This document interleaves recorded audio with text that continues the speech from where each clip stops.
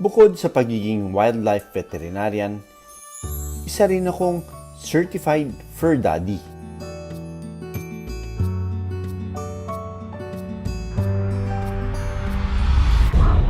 Kaya naman nababahala rin ako dahil sa napapabalitang kaso ng pang-abuso ng mga alagang hayop.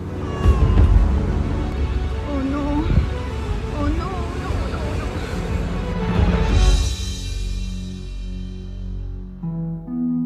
Alaga ng mga empleyado ng isang food house sa Maynila ang aspin na si Erica. Malambing at mabait na aso raw siya. Pero isang araw, pinagsasaksak si Erica ng isang dayuhan dahil tinahulan raw siya nito. Nagtamo siya ng 7 saksak sa katawan na kanyang ikinamatay. Ano? Isa. 2, 3. Doon sa lechon ng punterya. 5. 6. Doon, Dito, basta dito. Bayan ka.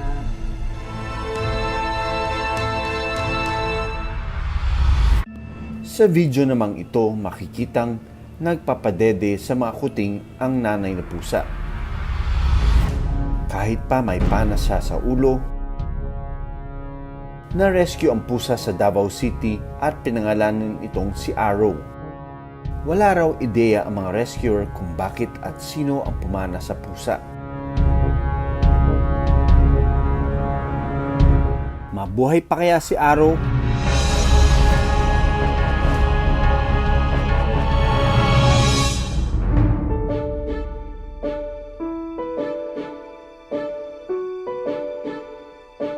Ang pang-abuso sa hayop ang dahilan kung bakit binuo ang Biyaya Animal Sanctuary sa Cavite.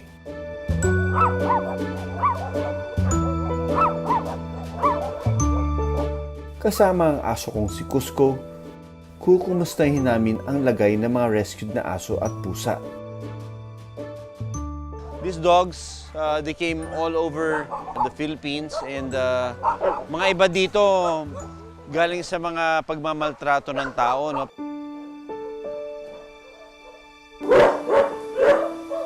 Cusco, come here, Cusco. Good boy. Hindi tulad ng mga aktibong aso sa shelter. Si Fino, tahimik lang at hindi nakikihalubilo. Mahina na kasi ang isang paa niya matapos itong talian ng straw rope. Halos namamaga at maputol na ang paa niya dahil sa higpit ng pagkakatali. Pero si Fino, isang fighter. Matapos ma-rescue, patuloy pa rin siyang lumalaban.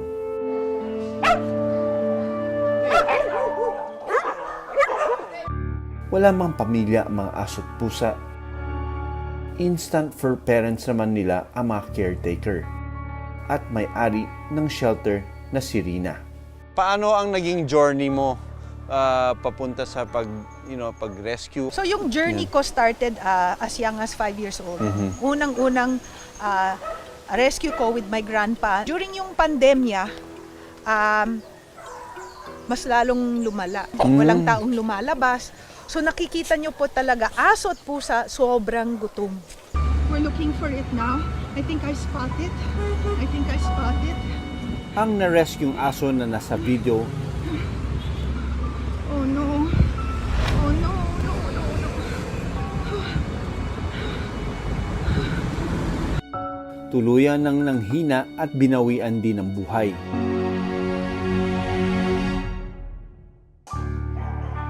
Mayroon silang 900 rescue dogs at cats sa shelter. Halos lahat sila biktima ng pang-aabuso ng tao. Si Project 6. Rescue yan from katay situation.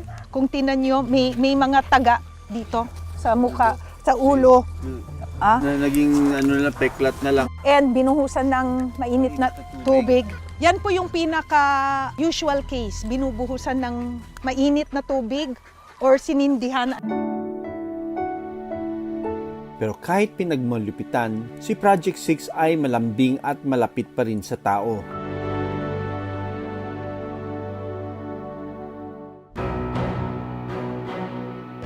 hindi man gamitan ng tahas. Pang-abuso rin ang pagpapabaya at hindi pagpapabakuna sa mga alagang aso at pusa.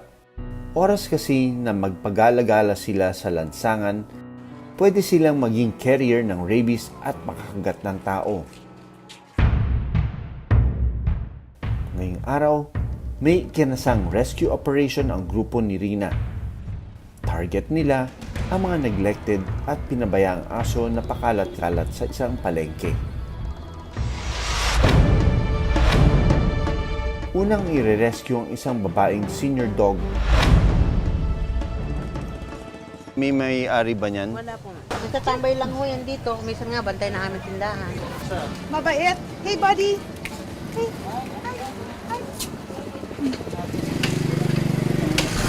Up, up, up. Sige, sige. Okay.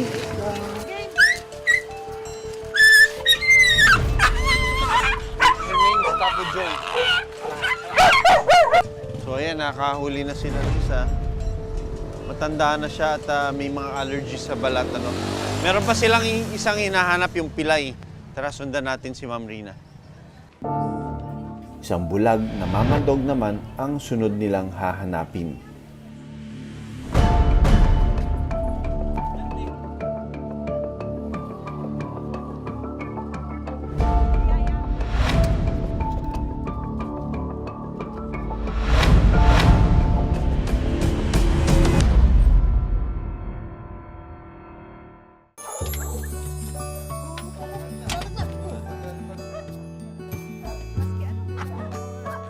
Ineksamin at tinesko ang mga na-rescueng aso ni Rina.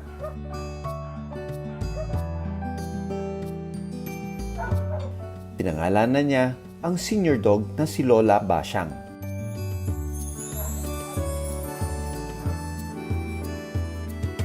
Bali-bali na yung kanyang mga canines, ano? Pero that's fine dahil matanda na siya. So far, makinis naman sa loob. Wala akong nafe-feel na any tumor. So, negative siya for canine distemper. Negative din siya for canine parvovirus. Sunod kong titignan ang mama dog na si Lenky. Mukhang kapapanganak lang niya. Bulag siya sa kaliwang mata at mukhang may fracture yung kanyang hips. Baka nabangga ito ng sasakyan.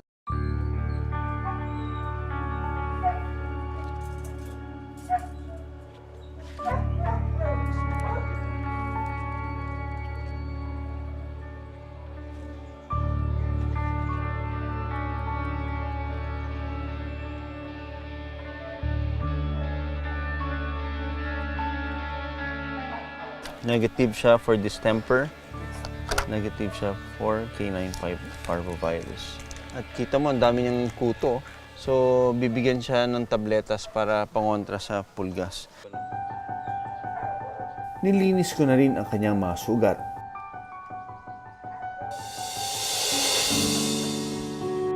Nahanap din nila Rina ang mga anak ni Lenky. Sa datos ng Philippine Animal Welfare Society o PAWS, umabot sa 7,000 na kaso ang animal abuse at naitala mula 2010 hanggang 2017. Taong 2020 naman nang makapagtala ng 3,000 cases sa bansa. Ipinagbabawal ng batas ang pananakit, pagpatay at pagpapabaya sa mga hayop. May parusa itong 6 na buwan hanggang 2 taon na pagkakakulong at multang aabot sa 100,000 pesos. Mapait man ang nakaraan ng mga inabusong hayop dito sa shelter, unti-unti na silang makakabangon. Okay na ka? Getting better na? Samantala, natanggal na ang pana sa ulo ng pusang si Aro. Patuloy na siyang nagpapagaling ngayon.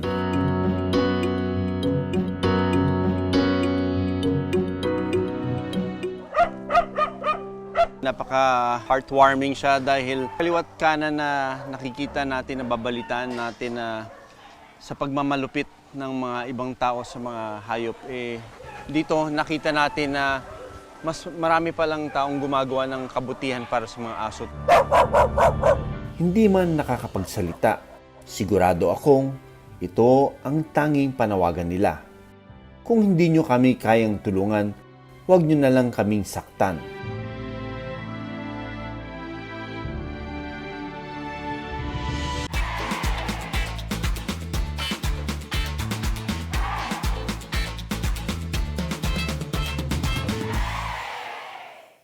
Maraming salamat sa panonood ng Born to be Wild. Para sa iba pang kwento tungkol sa ating kalikasan, mag-subscribe na sa GMA Public Affairs YouTube channel.